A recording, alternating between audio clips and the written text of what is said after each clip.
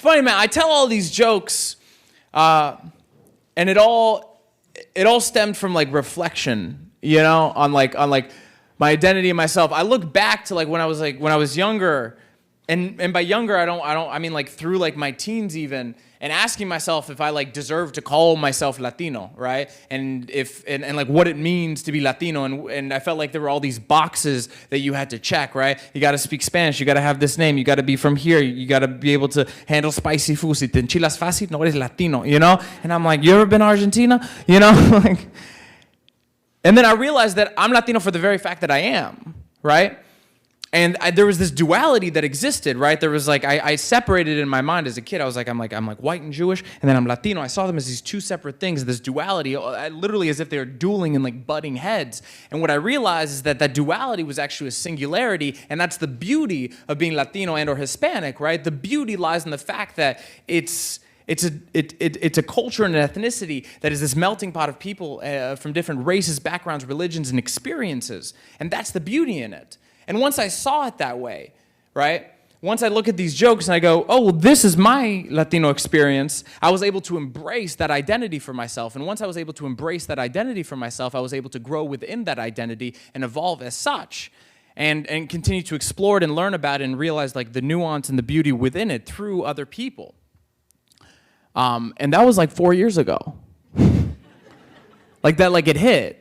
I graduated college, and I was working all these jobs. I was working as like an assistant in LA, and I wasn't happy at all. And I was working for people who didn't treat me well, helping them do things that I didn't believe in. And I think it was like December 20 or like end of 2015. I got laid off from my job. Now, I don't know if you guys have ever been laid off from a job that you wanted to quit, but it's the best feeling in the world. Because you're like, in your mind, you're like, oh, how am I going to do this? And then she's like, I need to talk to you. And I go, oh, okay. And you like try not to smile because like their company's going under, but inside you're like, ooh, I got 6 months of unemployment. And then, you're like, what can I do? And I get done and I leave. And I know I have 6 months to try to do this comedy thing that I have been doing since I was 18 as like a side hustle. And I start making videos and putting them out there and failing, and like nothing's really hitting at all. And then one day I go, oh, I'm just gonna record a bit of my stand-up. And I recorded a little video, maybe like 2.5 minutes. And then I sat down and I scoured Facebook for every like Latino-related page, right? And I just cold messaged about 150 different pages, and like one responded, and he reposted my video, and then that gave me like a little bit of a following. And then I made another sketch, and I did the same thing, and 2 responded, and then it kept growing, and it kept growing, and it kept growing, and it kept growing.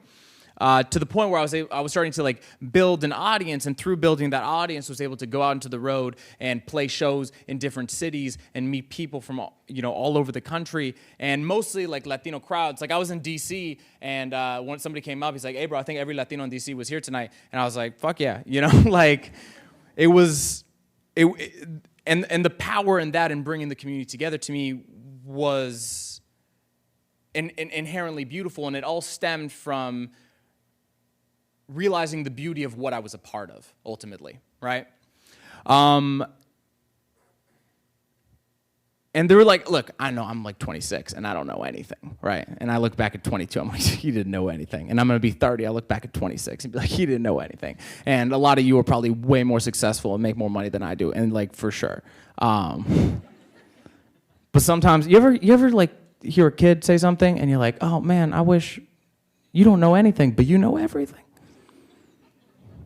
So I'm just gonna say 3 things that I've like reflected on that have really like hit with me over the past year, where I've like been able to create a business just like through myself, independence. The first thing was relativity, from the standpoint of doing almost anything. You set these goals for yourselves, right? And you say, well, if I reach this goal, I'm gonna feel fulfilled. Then you reach that goal, you're like, all right, here's the next goal. And what I found myself getting into was this kind of like negative thought pattern where I would achieve 2-3 goals down the line, and then I would find myself unhappy because I was so focused on the next goal, I didn't ever give myself a chance to reflect on what I had already achieved, to give myself the motivation to just keep on going, right? I would be on my way to a show, and be complaining about how I have to sit in traffic for an hour and a half to get paid $75. But then I'm like, if I got to do this show a year ago, I would be over the moon. That's not to say that I shouldn't find fulfillment. I shouldn't, or that I should be, happy with just this. But it is to say, look at where you've come from and the goals that you set a year and a half, 2 years ago, and realize you have made progress. Because sometimes if all we're doing is looking forward, we forget how far we've actually come. And I said that, and I feel like a million people you ever think of something, you're like, yo, that sounds original and dope, and then it comes out of your mouth and like, fucking, that's cliche. Oh yeah, we've heard it before, man. That was the first thing. The second thing was this fear of failure that I have, and I imagine from like an entrepreneurial standpoint, this lines up with just the artist and the creative, where it's the fear that I don't have the ability to achieve the goals that I am aspiring towards, right? That I am not good enough, that I am not capable, right? And that fear of failure leaves you paralyzed. And it's happened time and time again. I went through this 2 months ago, where I found myself, I'm like, I'm not good enough, I'm not capable, I'm not funny, I can't write, right? And I was scared. I was scared that I'd come this far and it was all gonna end, right? And it's just, at some point, it's all gonna end, it's imposter syndrome 101.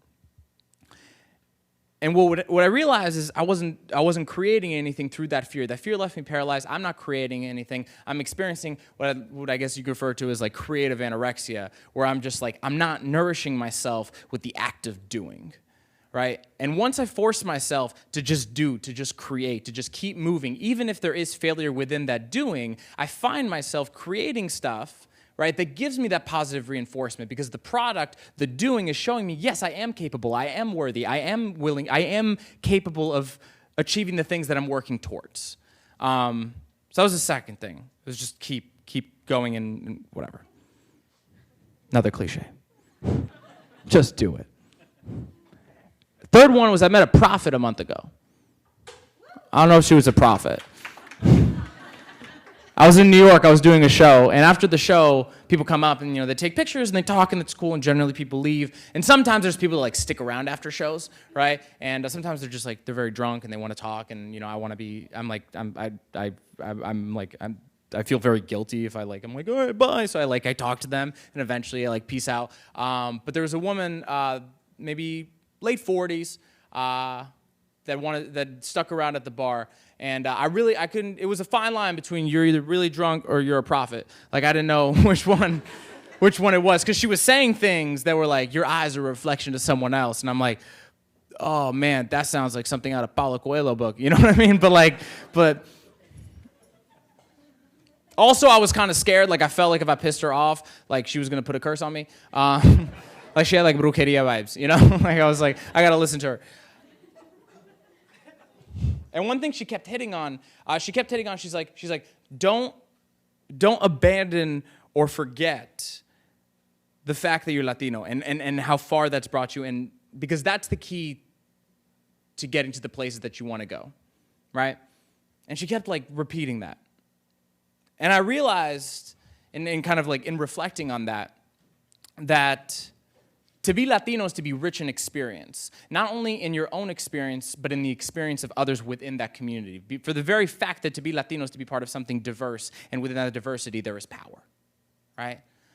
And to be rich in experience is to be rich in empathy, and to be rich in empathy is to be able to assess any situation, right? Whether that is a business, a marketing strategy, or a friend, to be able to put your best foot forward, to push it forward in a positive direction, and in doing so, push yourself in a positive direction.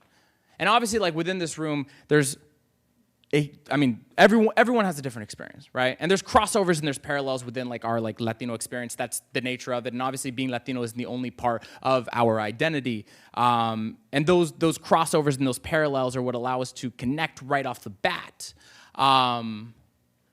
But outside of that kind of middle of the Venn diagram where those concentric circles lie, there's the uniqueness within each of our experiences, right? And to me, the power lies in that individuality, in that uniqueness, right? Because within that individuality, we're able to access universality, right? My individual jokes or stories or whatever, which may not be any of your experiences, somehow we were able to connect through that, right? And in this case, the connection was laughter.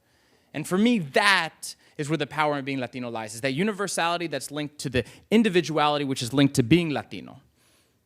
And through that and through coming together, I think is where we can come together to make our mark on this world and push it in a positive and powerful direction. So yeah, that's what I got.